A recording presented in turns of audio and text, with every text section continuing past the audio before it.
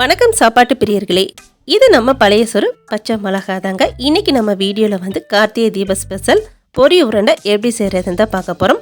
கார்த்திகை தீப ஸ்பெஷல் மட்டும் இல்லைங்க, 90s கிட்ஸோட ஸ்பெஷலும் கூட தாங்க. இந்த பொரி உருண்டை நம்ம எப்படி செய்கிறதுன்னு சொல்லி வீடியோக்குள்ளே போய் பார்க்குறதுக்கு முன்னாடி நம்ம சேனல் பழையசொரு பச்சை மிளகாவை நீங்கள் இப்போ தான் புதுசாக பார்க்குறதா இருந்தால் மறக்காமல் சேனலை சப்ஸ்கிரைப் பண்ணிவிட்டு பக்கத்தில் இருக்க பெல் பட்டனை கிளிக் பண்ணி வச்சுக்கோங்க. இப்போ பொரி உருண்டை எப்படி செய்கிறதுன்னு சொல்லி வீடியோக்குள்ளே போய் பார்க்கலாம் வாங்க. பொரி உருண்டை பண்ணுறதுக்கு 3 கப் அளவுக்கு பொரி எடுத்துக்கிறேன். பொரி வந்து நல்லா ஃப்ரெஷ்ஷான பொரியாக இருக்கணும், நமத்து போயிருக்கக்கூடாது. நல்லா ஃப்ரெஷ்ஷான பொரியாக இருந்தால் தான் பொரி உருண்டை செய்கிறதுக்கு நல்லா இருக்கும். அதுக்கப்புறம் 1 கப் அளவுக்கு வந்து நல்லா பவுட்ரு பண்ண வெல்லம் எடுத்துக்கிறேன். 3 கப்பு பொரிக்கு வந்து 1 கப்பு வெல்லம் வந்து சரியாக இருக்கும்.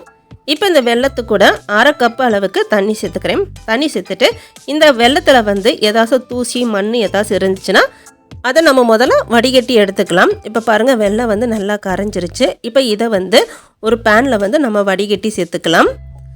இப்போ நம்ம இந்த கரைச்சி வச்ச வெல்லத்தில் வந்து வாசனைக்காக கொஞ்சமாக ஏலக்காய் பவுடர் சேர்த்துக்கலாம். அடுத்ததான் 1 டீஸ்பூன் அளவுக்கு நெய் சேர்த்துட்டு இதை வந்து நல்லா கெட்டியாக ஒரு பாகுப்பதம் வர வரைக்கும் நல்லா காய்ச்சி எடுத்துக்கலாம். இப்போ பாருங்கள், வெல்லம் வந்து நல்லா கொதித்து பாகுப்பதம் வந்துருச்சு. இதை நம்ம எப்படி செக் பண்ணி பார்க்கணும்னா, ஒரு கிண்ணத்தில் கொஞ்சமாக தண்ணி எடுத்துகிட்டு அதில் நம்ம காய்ச்சி வச்சுருக்க அந்த பாகை எடுத்து ஊற்றினோம்னா கரையக்கூடாது. கரையாமல் இப்படி எடுத்து செக் பண்ணி பார்க்கும்போதுலாம் நல்லா கல் மாதிரி இறுகி வரணும். இதுதான் வந்து பாகோட பக்குவம். இப்போ நாம் எடுத்து வச்சுருக்க அந்த பொரியில் வந்து காய்ச்சி வச்சுருக்க வெள்ளைப்பாகை சேர்த்துடலாம். வெள்ளைப்பாகை சேர்த்துட்டு வந்து டக்குன்னு நம்ம பொரியை வந்து கலந்து விடணும். இல்லாட்டி பாகு வந்து ஒரு சைடு நல்லா இறுகி போகும்.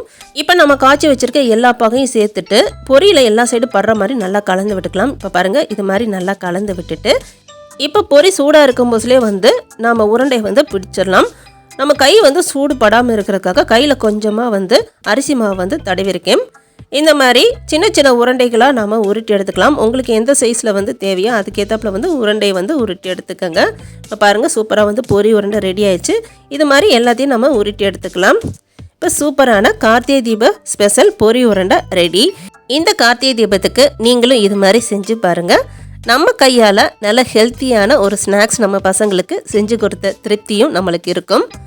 அனைவருக்கும் அட்வான்ஸ் கார்த்திகை தீப நல்வாழ்த்துக்கள். வீடியோஸ் பிடிச்சிருந்துச்சுன்னா ஒரு லைக் பண்ணுங்கள். நம்ம சேனலை நீங்கள் இன்னும் சப்ஸ்கிரைப் பண்ணாட்டி சப்ஸ்கிரைப் பண்ணி வச்சுக்கோங்க. கூடயே அந்த பெல் பட்டனை கிளிக் பண்ணி வச்சுக்கோங்க.